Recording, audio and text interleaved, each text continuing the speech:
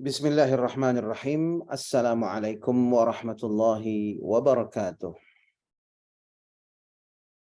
Alhamdulillahilladzi bi ni'matihi tatimmus shalihat. Wassalatu wassalamu ala sayyidis sadat, sayyidina wa maulana Muhammadin wa ala alihi wa sahbihi ajma'in, amma ba'd.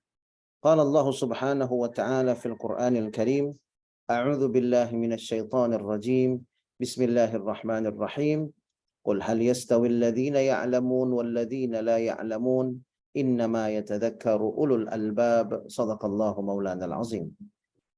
Hadirin dan hadirat para musyrif dan santri pesantren tahfiz Madinah Quran yang insyaallah kita semua selalu dalam rahmat dan maghfirah Allah Subhanahu wa taala. Alhamdulillah, kita bersyukur kepada Allah atas berbagai nikmat yang Allah limpah curahkan pada kita. Wabil khusus nikmat iman dan nikmat Islam. Mudah-mudahan dengan iman dan Islam Allah bahagiakan dan selamatkan hidup kita, keluarga kita, anak-anak keturunan kita dunia dan akhirat. Mudah-mudahan dengan iman dan Islam kelak Allah Subhanahu wa taala anugerahkan pada kita husnul khatimah, dan mudah-mudahan dengan iman dan Islam kelak Allah Subhanahu wa taala pertemukan kita dengan kekasih hati kita Nabi besar Muhammad sallallahu alaihi wasallam, meraih syafaat beliau, berkumpul bersama orang-orang yang saleh di dalam surganya Allah Subhanahu wa taala. Amin, amin, amin ya Allah ya Rabbal alamin. Jamaah rahimakumullah, sebelum kita mulai ta'lim pada kesempatan pagi hari ini, mari sama-sama kita bacakan suratul Fatihah. Kita khususkan untuk keponakan dari salah satu sahabat surga kita, yaitu Bapak Irfan Arif Hermawan bin Sulaiman Iskandar. Beliau adalah keponakan dari salah satu sahabat surga kita yang baru saja meninggal dunia tadi malam jam 4.15. Almarhum bernama Irfan Arif Hermawan bin Sulaiman Iskandar. Beliau adalah keluarga dari Ibu Endang Trimurti. Kita doakan mudah-mudahan almarhum Allah Subhanahu wa taala mengampuni segala dosa-dosanya, menerima segala amal ibadahnya, dan Allah Subhanahu wa taala kelak menjadikan kuburnya raudhah min riyadil jannah. Dan keluarga yang ditinggalkan diberikan kesabaran dan ketabahan, dan insya Allah mendapatkan hikmah dari sebalik berbagai musibah, ujian, cobaan, dan kesulitan. Dan kita yang mendoakan mudah-mudahan Allah berkahi umur kita, sehingga bertambah umur kita, bertambah istiqamah, bertambah semangat untuk menambah ilmu agama, untuk mengumpulkan bekal terbaik dalam rangka meraih kebahagiaan, keselamatan dalam kehidupan di alam akhirat kelak. Ala hadhihi niyat wa likulli niyatin salihah wa ila hadratin Nabi Muhammadin sallallahu alaihi wasallam ala anna Allah yarhamil marhum. Al-Fatihah. A'udzu billahi minasy syaithanir rajim. Bismillahirrahmanirrahim. Alhamdulillahi rabbil alamin arrahmanir rahim maliki yaumiddin. Iyyaka na'budu wa iyyaka nasta'in. Ihdinas siratal mustaqim. Siratal ladzina an'amta 'alaihim ghairil maghdubi 'alaihim waladdallin. Amin. Kemudian mohon berkenan untuk membacakan suratul Fatihah untuk Ananda Abdurrahman, santri Madinah Quran yang insya Allah segera berangkat menuntut ilmu di Universitas Al-Azhar Kairo, Mesir. Kita doakan mudah-mudahan Ananda Abdurrahman diberikan kemudahan oleh Allah Subhanahu wa taala, dilancarkan pemberangkatannya, dan mudah-mudahan bisa menimba ilmu yang berkah di Universitas Al-Azhar di Mesir dan kembali menjadi ulama yang istiqamah yang menjadi kebanggaan baginda Nabi Muhammad sallallahu alaihi wasallam. Ala hadhihi niyat wa likulli niyatin salihah wa ila hadratin Nabi Muhammadin sallallahu alaihi wasallam. Al-Fatihah. A'udzu billahi minasy syaithanir rajim. Bismillahirrahmanirrahim. Alhamdulillahi rabbil alamin arrahmanir rahim maliki yaumiddin. Iyyaka na'budu wa iyyaka nasta'in. Ihdinas siratal mustaqim. Siratal ladzina an'amta 'alaihim ghairil maghdubi 'alaihim waladdallin. Amin, amin, amin ya Allah ya Rabbal alamin. Jamaah rahimakumullah, pada kesempatan ta'lim kita yang membahas dengan fikih Imam Syafi'i, kita akan membahas pertanyaan-pertanyaan yang diajukan oleh jamaah yang menanyakan beberapa hal, diantaranya mengenai wakaf, kemudian mengenai uang masjid, bagaimana pengelolaannya, dan mengenai satpam yang tidak sholat Jumat. Jamaah rahimakumullah, yang pertama mengenai wakaf, ada dua pertanyaan. Terjadinya adalah wakaf dijual kemudian disumbangkan. Jadi secara detail, ada jamaah yang memiliki orang tua, kemudian orang tuanya ini mewakafkan sebidang tanah. Dan kemudian wakaf ini diniatkan oleh orang tuanya untuk dibangun masjid. Lalu setelah diserahkan kepada orang yang menerima wakaf dan ternyata itu adalah bibinya, kemudian tanah itu dijual dan kemudian disumbangkan ke masjid di dekat kompleks perumahannya. Jadi sekali lagi, tanah wakaf yang diwakafkan oleh orang tuanya yang niatnya untuk membangun masjid, kemudian dijual oleh bibinya karena bibinya lah yang mendapat amanah sebagai nazir dari tanah wakaf tersebut, kemudian dijual oleh bibinya ini dan uang hasil penjualannya itu diserahkan kepada masjid di dekat komplek rumahnya yang sedang membangun masjid juga, yang sedang merenovasi masjid. Nah, bagaimana ini hukumnya? Kemudian pertanyaan kedua masih mengenai wakaf. Ada lagi kasus lain di mana seseorang mewakafkan sebidang tanah dengan niat untuk dibangun masjid. Lalu kemudian diserahkan kepada orang yang dia beri amanah, dan kemudian oleh orang ini tidak dibangun masjid tapi dibangun musola. Dibangun musola, lalu kemudian di sekitar musola itu dibangun rumah untuk anak-anaknya. Nah, ini beberapa permasalahan yang ditanyakan kepada kami dari para sahabat surga dan jamaah tercinta. Jamaah rahimakumullah, sebelum saya coba menjawab dua pertanyaan ini secara spesifik, kami ingin menyampaikan terlebih dahulu pengertian wakaf secara umum, prinsip-prinsip wakaf. Secara singkat, wakaf itu prinsipnya adalah al-habsu, menahan. Apa yang ditahan? Benda wakafnya dan manfaat wakafnya. Nah, ini yang perlu kita pahami. Jadi kalau bicara wakaf, maka yang harus ditahan itu adalah benda wakafnya, manfaat wakafnya. Maksudnya bagaimana? Benda wakaf harus ditahan, maksudnya kalau diwakafkan sebidang tanah, maka jangan sampai benda wakaf ini hilang bentuknya, wujudnya. Kalau tanah, ya harus dipertahankan sebagai tanah. Kalau masjid, ya harus dipertahankan sebagai masjid. Nah, ini yang saya maksudkan dengan al-habsu atau menahan benda wakafnya. Kemudian yang kedua, prinsip dalam wakaf itu niat dari orang yang mewakaf harus dijalankan oleh nazir atau orang yang menerima amanah wakaf. Jadi nazir berkewajiban menunaikan amanah dari pewakaf. Nah, jamaah rahimakumullah, lalu kemudian pembahasan ini membuat kita juga harus membahas rukun wakaf. Rukun wakaf itu ada 4. Yang pertama adalah wakif, orang yang mewakafkan. Dan ini ada persyaratannya, diantaranya adalah berakal, kemudian baligh, kemudian muslim, ya, dan dia memiliki sepenuhnya benda yang diwakafkan. Jadi tidak boleh ada orang mewakafkan barang orang lain dengan niatan baik, umpamanya toh pahalanya mengalir untuk dia. Tidak boleh.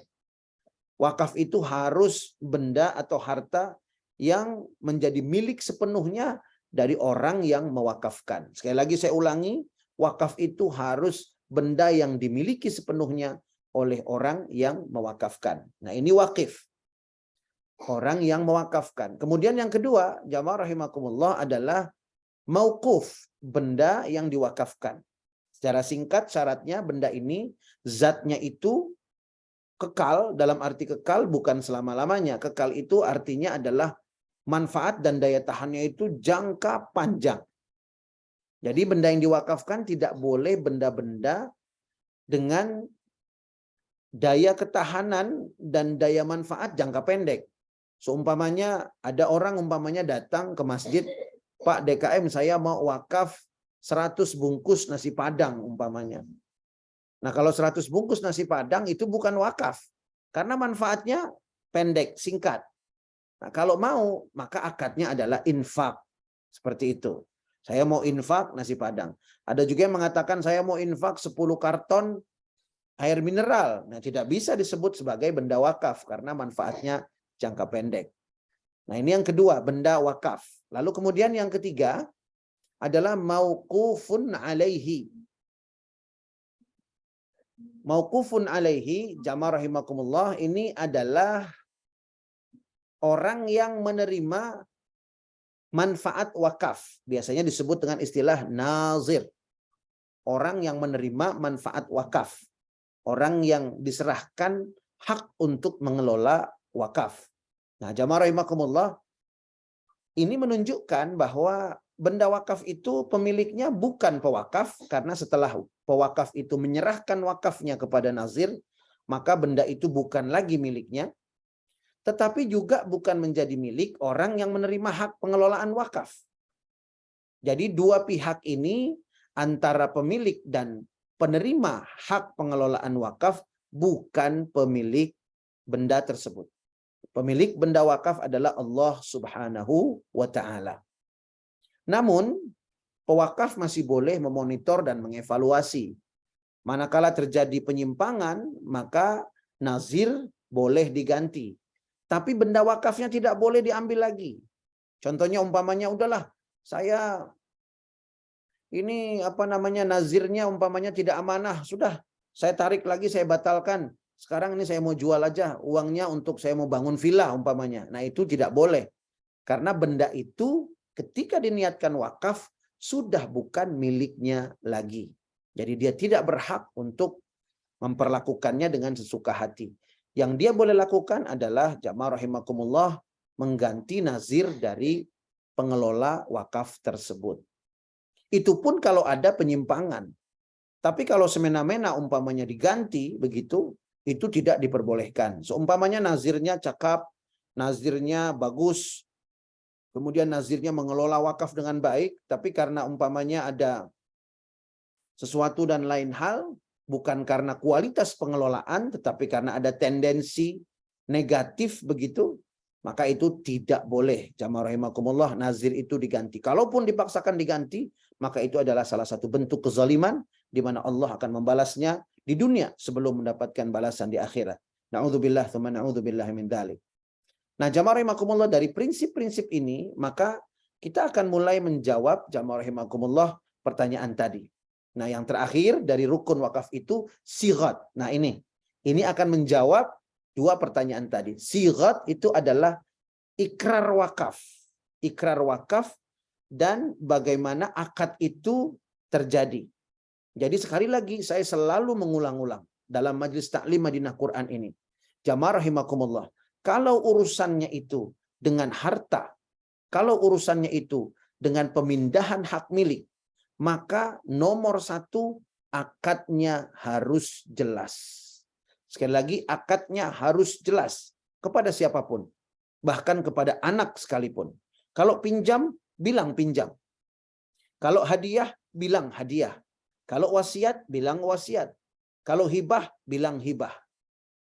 Nah, kemudian kalau ada yang mengatakan, oh saya nggak mengerti itu semua. Nah, mengapa pertanyaannya Anda tidak taklim, mempelajari ilmu agama yang membuat pintu konflik itu tertutup rapat.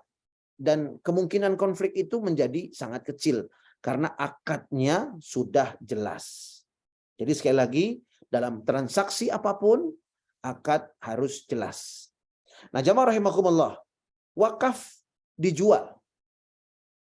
Wakaf tadi diserahkan kepada yang menerima wakaf dalam hal ini seseorang kepada orang lain, masih keluarganya, adiknya umpamanya, begitu. Lalu kemudian niatnya untuk membangun masjid, oleh adiknya ini dijual masjid itu dan uangnya untuk disumbangkan ke masjid di dekat kompleksnya. Pertanyaan saya, tadi prinsip wakaf itu bendanya harus kekal, bendanya harus bertahan. Nah, kalau seandainya wakafnya bentuk tanah, kemudian setelah disumbangkan ke masjid, apakah berubah bentuknya? Apakah masih ada tanah wakaf atas nama orang tersebut? Jawabannya tidak ada. Artinya ini adalah kekeliruan dalam pengelolaan wakaf. Semestinya tanah itu dijual, dan memang jamaah rahimakumullah dalam madhab Imam Syafi'i sangat ketat untuk menjual benda wakaf. Dalam madhab Imam Syafi'i dikatakan benda wakaf tidak boleh dijual. Tidak boleh dijual secara mutlak. Namun beberapa ulama dalam madhab Imam Syafi'i mengatakan kalau seandainya benda wakaf itu terancam hancur, kemudian terbengkalai untuk selama-lamanya, seterusnya tidak bisa bermanfaat karena kendala lokasi dan lain sebagainya, maka jamaah rahimakumullah dalam kondisi seperti itu baru boleh dijual. Namun ketika dijual, uangnya itu, hasil penjualannya itu, nilai benda wakaf itu wajib dibelikan benda wakaf yang sama. Tanah dijual, tanah wakaf dijual dengan alasan tadi, dengan alasan bisa hancur, kemudian tidak bisa dimanfaatkan untuk seterusnya, dijual, uangnya kemudian dibelikan tanah lagi. Meskipun umpamanya ukurannya lebih kecil, tetapi nilainya itu harus sama.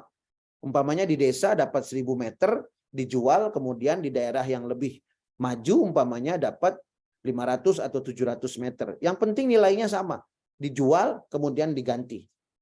Nah, kemudian tanah yang baru itu juga peruntukannya untuk masjid sesuai dengan niat awalnya. Nah, jamaah rahimakumullah, bagaimana kalau sudah terjadi kasus seperti itu? Jamaah rahimakumullah, karena itu bagi jamaah sekalian, sahabat-sahabat surga saya yang saya cintai, fillah, lillah, dunia dan akhirat, insya Allah, ketika kita wakaf, hendaknya akadnya harus jelas, harus detail, kemudian ada hitam di atas putih, agar tidak bisa menimbulkan kesalahan. Lalu kemudian kita harus memilih orang yang mengelolanya itu wajib faham aturan-aturan wakaf, tidak sekedar percaya. Karena siapa yang barangkali tidak percaya kepada adik kandungnya, tidak percaya kepada kakak kandungnya. Sedikit sekali yang seperti itu. Pasti kita percaya. Namun kapabilitasnya bagaimana? Apakah dia mengerti ilmu tentang wakaf atau tidak? Nah, ini yang paling penting untuk menghindari terjadinya kesalahan-kesalahan dalam wakaf. Ya, saya berhusnuzon, tindakan seperti itu tidak sengaja. Maksudnya mungkin baik, tetapi caranya yang keliru, tidak sesuai dengan syariat. Karena itu jamaah rahimakumullah, tidak cukup hanya niat yang baik, tetapi caranya tidak mengikuti syariat. Ya, karena kriteria amal soleh yang diterima oleh Allah itu adalah jamaah rahimakumullah niatnya untuk ibadah, kemudian yang kedua caranya sesuai dengan Al-Quran dan Sunnah. Jadi kalaupun diniatkan baik, toh sama-sama baik, toh itu yang saya sampaikan dengan madhab meruya menurut saya. Dan ini jamaah rahimakumullah tidak boleh kita amalkan dalam masalah ibadah. Kita ikuti aturan agama sehingga insya Allah selamat dunia dan akhirat. Nah, bagaimana dengan status wakafnya? Jamaah rahimakumullah, yang bertanggung jawab tentunya adalah pengelolanya. Kemudian bagaimana dengan orang yang mewakafkan? Kalau orang yang mewakafkan ini sudah mewakafkan hartanya ikhlas lillahi ta'ala, maka insya Allah pahalanya kita serahkan kepada Allah. Pasti ada pahalanya. Tetapi seperti apa pahalanya? Wallahu a'lam bissawab. Tidak ada yang bisa memastikan. Tapi yang bisa kita pastikan, pasti ada pahalanya. Adapun kekhilafan yang dilakukan oleh pengemban amanah wakaf tersebut, dia bertanggungjawabkan di hadapan Allah Subhanahu wa ta'ala. Kemudian jamaah rahimakumullah, pertanyaan yang kedua adalah wakaf masjid dibangun musola, kemudian dibangun rumah anak-anaknya. Nah, sama dengan yang saya sampaikan, kalau dalam kasus kedua ini, benda wakafnya tidak ada masalah, seperti yang kasus pertama. Hanya saja pengelolaannya. Nah, jamaah rahimakumullah, amanahnya, niat wakafnya masjid. Dibangun musola, kemudian dibangun rumah anak-anaknya. Nah, jamaah rahimakumullah, apakah boleh niat membangun masjid, dibangunkan musola? Ini pun harus jelas. Jamaah rahimakumullah, masjid dan musola secara syar'i sama. Sekali lagi, secara syar'i sama. Musola itu masjid juga. Karena definisi masjid adalah al-makanul muhayya li'ada'is salawati al-mafruḍah al-khams. Tempat yang dikhususkan dibangun untuk melaksanakan sholat fardu yang 5 waktu. Jadi baik masjid atau musola itu sama sebetulnya secara syar'i. Hanya saja di Indonesia masjid itu berarti besar, musola itu berarti kecil, seperti itu. Atau masjid diadakan Jumu'ah, musola tidak diadakan Jumu'ah. Sebenarnya dalam Islam tidak seperti itu. Masjid itu adalah tempat yang digunakan untuk melaksanakan sholat fardu 5 waktu. Musola melaksanakan sholat fardu 5 waktu, dan itu tempat yang dikhususkan. Berarti musola itu sebetulnya secara syar'i adalah masjid. Namun dalam budaya Indonesia, masjid kecil disebut musola. Nah, dengan demikian, ketika amanahnya membangun masjid, kemudian dibangunkan musola, sebetulnya tidak apa-apa. Toh karena itu masjid juga masjid. Musola juga pada hakikatnya masjid. Hanya saja yang menjadi masalah adalah dibangunkan rumah anak-anaknya. Nah, jamaah rahimakumullah, boleh atau tidak dibangun rumah anak-anak? Kembali lagi kepada rukun wakaf yang 4. Pewakaf, wakif, benda wakaf, mauquf, orang yang menerima manfaat wakaf, mauqufun alaih, dan yang keempat, sighah. Sighah ini ikrar wakaf. Bagaimana akad wakafnya?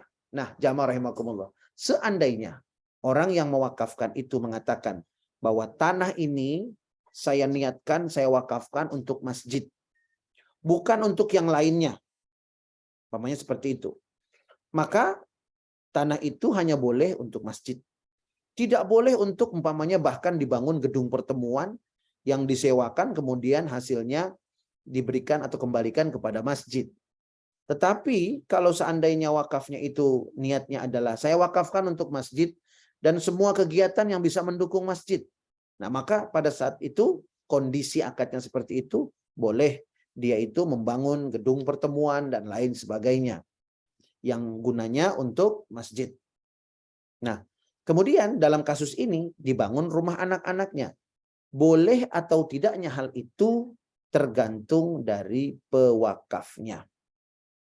Kalau pewakafnya sudah meninggal, barangkali bisa ditanyakan ahli warisnya. Jamaah rahimakumullah, kalau seandainya dalam akad wakaf itu hanya masjid, lalu kemudian dibangun rumah anak-anaknya, itu tidak diperbolehkan.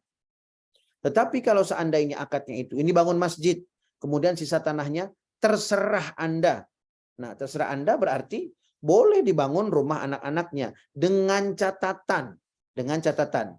Seumpamanya rumah itu dibangun dengan uang pribadi, maka rumahnya saja yang menjadi milik pribadi itu. Sedangkan tanahnya tetap bukan menjadi miliknya. Artinya tanahnya tidak boleh dijual. Seperti itu kira-kira. Meskipun umpamanya bangunan di atasnya itu dinyatakan milik pribadi. Nah, seperti itu jamaah rahimakumullah, Islam mengatur agar akad dalam setiap transaksi memang harus benar-benar jelas dan terang, tidak menimbulkan keraguan. Saya kira ini jawaban untuk pertanyaan mengenai masalah wakaf. Mudah-mudahan menjadi jelas dan menjadi yakin. Jadi pada prinsipnya wakaf itu harus kita betul-betul perjelas manfaatnya. Bagi sahabat-sahabat surga saya yang sudah mewakafkan tanah atau mewakafkan apapun, kalau belum jelas maka perbaharui lagi. Panggil orang yang mengelola yang disebut dengan nazir, perbaharui lagi, buat hitam di atas putih. Bahwa tanah yang saya wakafkan boleh untuk masjid, boleh untuk musola, boleh untuk madrasah. Tapi jangan dibangun misalkan rumah anak-anakmu. Jangan dibangun misalkan warung umpamanya atau ruko seperti itu. Nah, tapi misalkan ada satu tanah diperuntukkan untuk pesantren umpamanya dan segala sesuatu yang mendukung kegiatan pesantren, maka boleh dibangun kelas, dibangun masjid, dibangun pendopo, kemudian dibangun guest house, kemudian dibangun rumah, komplek perumahan untuk para pengajar, boleh dibangun rumah kiainya umpamanya, kemudian boleh dibangun restoran di situ yang milik pesantren umpamanya, dan semua fasilitas yang memang untuk menunjang pesantren tersebut. Nah, seperti itu, jamaah rahimakumullah. Akad harus jelas. Pertanyaan yang ketiga adalah uang masjid untuk konsumsi taklim. Boleh atau tidak uang masjid digunakan untuk konsumsi taklim? Jamaah rahimakumullah, secara singkat, infak itu ada dua macam. Ada infak mutlak ghairu muqayyad, ada infak muqayyad. Infak mutlak ghairu muqayyad adalah infak yang orang yang berinfak itu niatnya umum. Contoh, saya umpamanya berinfak, diserahkan kepada masjid. Pak, saya mau infak. Oh, baik. Ini infak apa, Pak? Umum, terserah saja. Pokoknya buat kegiatan masjid. Nah, ini namanya infak mutlak ghairu muqayyad. Lalu kemudian ada lagi yang datang. Pak, saya mau infak. Infak apa, Pak? Saya mau infak untuk anak yatim. Nah, ini disebut dengan infak muqayyad. Artinya infak dengan niat yang spesifik. Pengelolaannya berbeda. Kalau infak mutlak ghairu muqayyad, maka pihak masjid boleh mengelola uang itu, dana itu, menggunakannya untuk berbagai kegiatan yang berkaitan dengan masjid. Berkaitan dengan masjid. Nah, jamaah rahimakumullah, umpamanya taklim. Selama taklim itu di masjid, jamaah rahimakumullah, maka dana itu boleh digunakan untuk konsumsi dari para jamaah yang datang. Dan tentunya pengelolaan ini dilakukan dengan prinsip maslahat. Jadi tidak boleh juga kalau seandainya infak itu dihabiskan untuk konsumsi jamaah taklim. Tetapi kalau seandainya memungkinkan dan ada kemaslahatan yang lain-lain juga bisa terpenuhi, termasuk konsumsi jamaah, maka boleh menggunakan infak mutlak ghairu muqayyad yang diserahkan jamaah ke pengelola masjid. Sedangkan infak yang muqayyad, yang tertentu, tidak boleh digunakan kecuali untuk sesuatu yang diniatkan oleh orang yang berinfak. Jadi jamaah rahimakumullah, seperti tadi, infaknya niatnya untuk anak yatim, maka tidak boleh sepeser pun untuk pembangunan. Dibelikan keramik, dibelikan material-material bangunan, tidak boleh. Jadi kalaupun ada sisa, ditahan. Begitu juga diniatkan infak untuk pembangunan umpamanya. Begitu dibelikan ternyata ada sisa. Lalu kemudian kata pengelolanya, ya udah kita alihkan saja. Nah, ini hadirin sekalian, tidak diperbolehkan. Kalau memang niatnya untuk pembangunan, ada sisa, tetap disimpan sebagai saldo pembangunan. Tidak boleh dialihkan untuk yang lain, kecuali orang yang menerima amanah itu, dalam hal ini, dalam konteks ini DKM Masjid, minta izin kepada orang yang berinfak, dan orang yang berinfak mengizinkan. Baru itu boleh dilakukan. Sehingga yang paling aman tentunya adalah memang akadnya harus jelas dari awal. Pak, ini infak untuk pembangunan. Iya. Kalau ada sisanya bagaimana, Pak? Ya sudah, sisanya terserah saja. Nah, kalau seperti itu sudah aman. Dibelikan material dan sisanya berubah menjadi infak mutlak ghairu muqayyad. Ini jamaah rahimakumullah mengenai pertanyaan yang ketiga. Pertanyaan yang keempat tentang satpam yang tidak sholat Jumu'ah. Saya akan coba jawab dengan singkat. Jamaah rahimakumullah.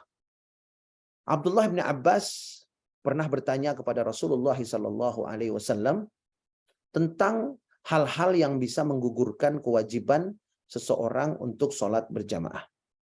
Lalu kemudian Rasulullah SAW menjawab ada dua uzur yang membolehkan seseorang tidak sholat berjamaah.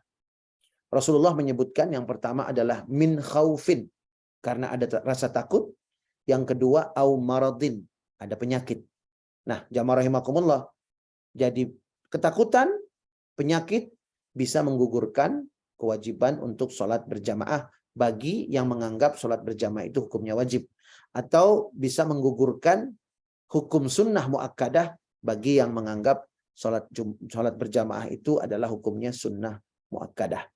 Nah, jamaah rahimakumullah, Imam An-Nawawi di dalam kitabnya Syarah Majmu' Syarah Al-Muhadzab, beliau mengatakan bahwa setiap hal yang menggugurkan sholat berjamaah, maka itu berlaku juga untuk menggugurkan sholat Jumu'ah. Jadi jamaah rahimakumullah, di samping safar dan lain sebagainya, sholat Jumu'ah bisa gugur dengan dua hal tadi. Ada rasa takut dan ada penyakit. Sehingga umpamanya satpam menjaga motor-motor di area parkir masjid. Kenapa dijaga? Karena sudah banyak terjadi pencurian atau potensi pencurian masih terbuka, masih ada. Ada kekhawatiran motor jamaah yang sholat Jumat itu akan hilang. Kemudian ditugaskan satpam untuk menunggu. Nah, dalam konteks ini, satpam tersebut gugur kewajiban Jumu'ahnya. Dia menggantinya dengan sholat zuhur. Artinya jamaah yang lain sholat Jumat, satpam itu bertugas mengamankan harta, mengamankan motor jamaah. Lalu kemudian setelah selesai sholat Jumu'ah, maka kemudian motornya sudah selesai, dipakai kembali oleh jamaah, satpam ini melaksanakan sholat zuhur. Namun yang terbaik tetap menjaga kehati-hatian. Jangan sampai 3 kali berturut-turut tidak melaksanakan sholat Jumu'ah. Meskipun ada uzurnya. Kalau memang bisa diupayakan satpam itu ada lebih dari 1, 2, atau 3, maka digilirkan, dibuat jadwal. Sehingga umpamanya satpam A, dia sudah 2 kali tidak Jumu'ah karena menjaga motor jamaah. Diganti dengan sholat zuhur. Tidak apa-apa, tidak ada dosa. Tapi begitu Jumat ketiga, diganti dengan giliran satpam yang lain. Sehingga satpam A ini bisa tetap melaksanakan sholat Jumu'ah. Nah, seperti itu kira-kira solusi dari pertanyaan mengenai bagaimana hukum satpam yang tidak sholat Jumu'ah.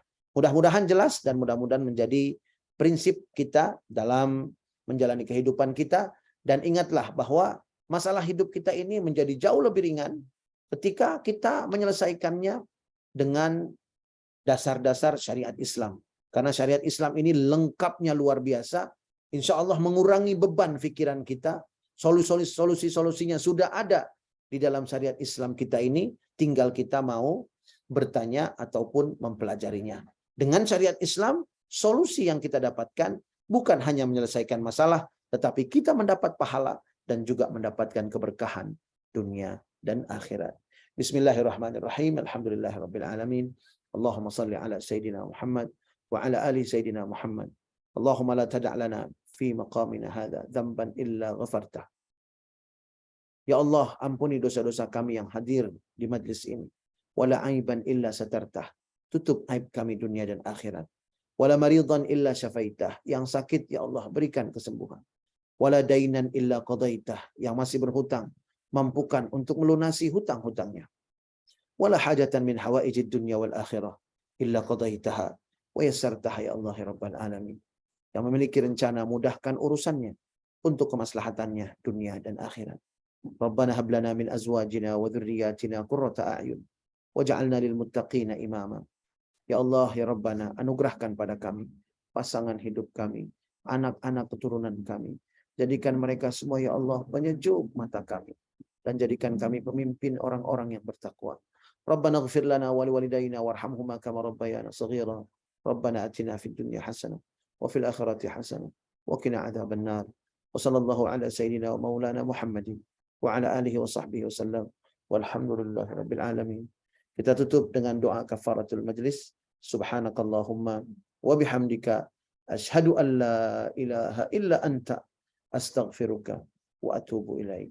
Billahi taufiq wal hidayah. Assalamualaikum warahmatullahi wabarakatuh. Waalaikumsalam warahmatullahi